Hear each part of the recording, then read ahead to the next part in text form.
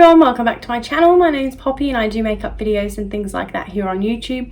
So for today's video, I'm going to be giving you some tips on how you can increase your views and subscribers on YouTube. I've been doing YouTube for over a year now. Obviously, I haven't got like thousands and thousands of subscribers or anything like that, but I did start a Facebook group to support beauty, lifestyle and fashion YouTubers. I'll leave the link in the description below so you can check it out and join if you'd like to. I started this group because I had a fair few friends already that were networking together to try and help improve their channels.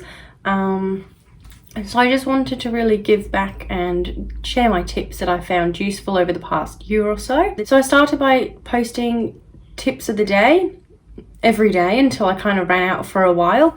It's a group where you can share your videos and tips that you've learnt yourself. But basically I wanted to just do a video on it just to help you guys if you haven't seen that already, or you know, if you're struggling to gain views and subscribers.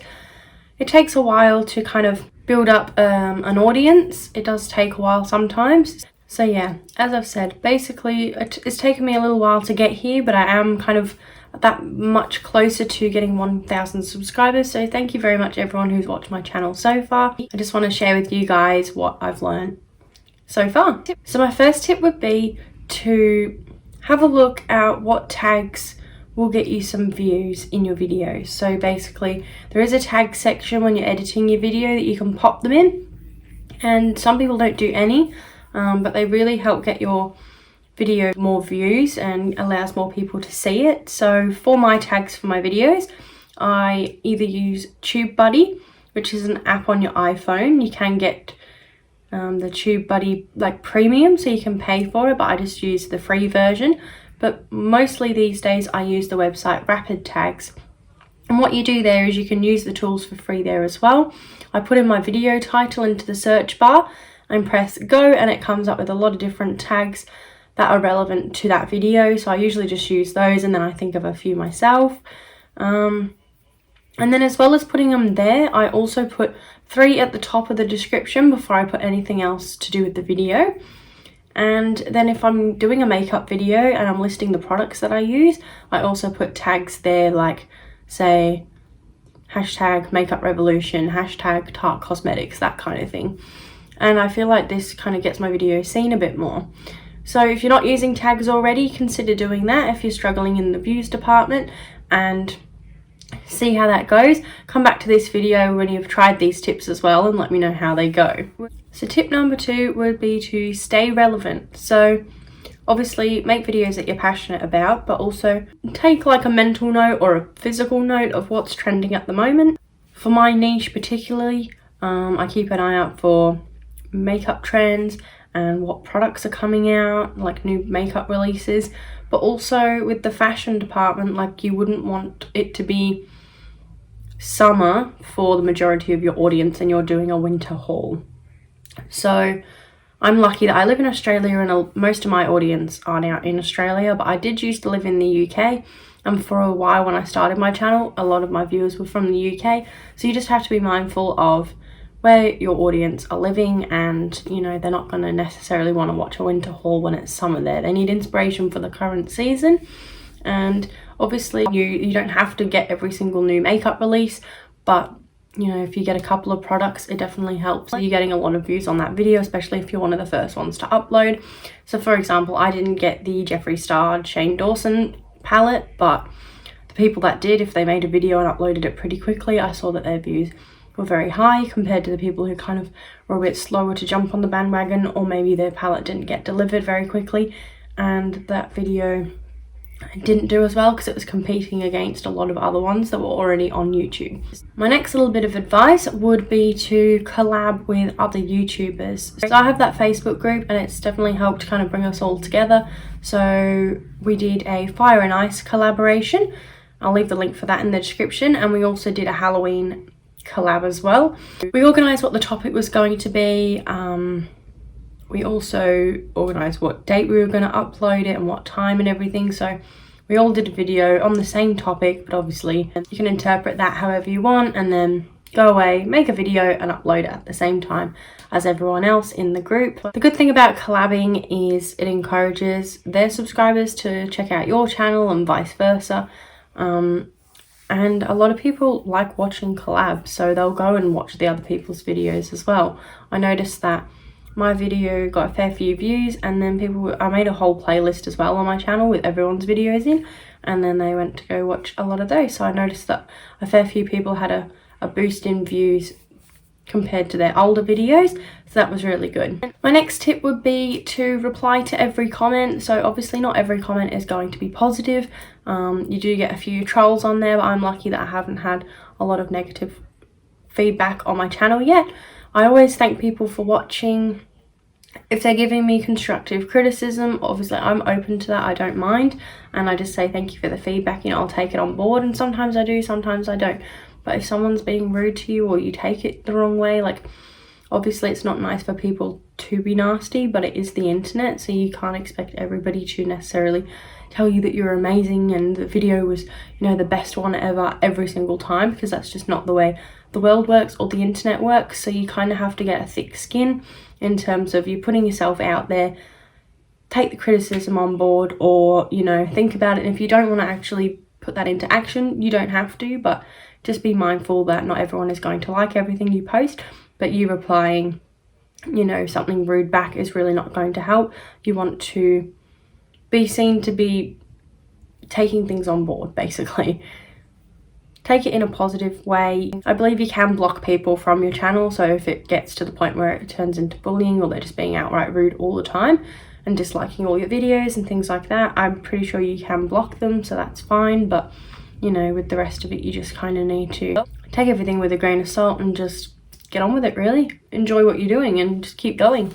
My next tip is more for like when you're starting your channel, but make sure you're doing videos that you're passionate about. Make sure, you know, obviously you want to do things that your audience will like, but you also have to make sure that you like it, because if you're just sitting there talking about something that you're not passionate about, your viewers will be able to tell. So I love makeup, I love clothes, you know, they've been passions of mine for a long time, so I thought that's what I'm going to make my channel about. But if you're like into makeup and you're doing gaming videos just because you've heard that they're popular and either, you know, you're not very passionate about it, people are going to be able to tell. So you need to enjoy what you're doing. Enjoy the content you're making, you know, have fun with it. Obviously there are some YouTubers that are very professional in how they come across. I would say I'm kind of like in between, like, you know, I'm happy to have a laugh and things like that, but I'm not like super professional in all my videos. But yeah, enjoy the content that you're making. That would be something that I strongly recommend that you take on board. Now this next tip is something that I'm still trying to accomplish and get to grips with, but basically there's no point having an hour-long video if you've got lots of pauses and ums and mucking around. Like, you don't want to bore your viewers, you want longer watch time, which is something that I struggled with at the start. But I was making, you know, videos that were over half an hour long of me just doing a makeup look, and half of it was me just ratcheting around in my makeup desk getting the products that I needed. So cut the boring bits out. If you're watching it back and you think, wow, this is really boring, cut it out. If you're not talking, cut it out. Obviously, if it's something that you can't cut out, that's fine, but basically you could probably cut out of a half an hour video, at least half of it, if you're just kind of not saying anything, applying stuff. You can also speed bits up to quicken up the video, but basically you kind of want to make your videos, I would say, between 5 to maybe 15 minutes. Depends what it is. Obviously, if it's a big clothing haul, then it may go for, say, 20 minutes. But really, if you're cutting things out properly, it shouldn't go for too long at all. So yeah, that's something I'm still trying to get to grips with. So don't, you know, obviously, I guess it's that whole do as I say, not as I do thing. I really do recommend that you cut down your videos to increase, you know, your retention of your viewers. So you don't want them to just click off after 30 seconds to a minute. You want them to try and watch the whole thing if possible. One, it boosts your watch time, and two, it means that, you know, you're making content that people actually enjoy watching and they're enjoying your personality and things like that. And I think my last tip for today, I do want to make more videos like this, so let me know in the comments if you enjoyed it.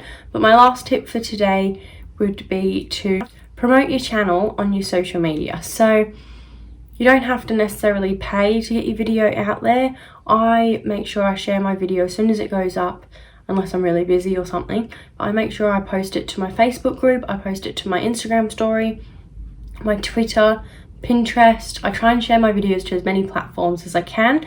And then within the Facebook kind of community, I'm in a lot of makeup groups. So I'll share it to a lot of those. I'm also in small YouTuber groups. Obviously, not everyone from the small YouTubers ones are going to watch it because they're not necessarily in the group to watch other people's content. Sometimes they are, but most of the time they're there to get tips and tricks for their own channels, which is fine. But I try and share to a lot of Facebook groups, and then when I go into my analytics for my video on YouTube Studio app, it will tell me that a lot of my views are coming from Facebook, so that means that it's actually working.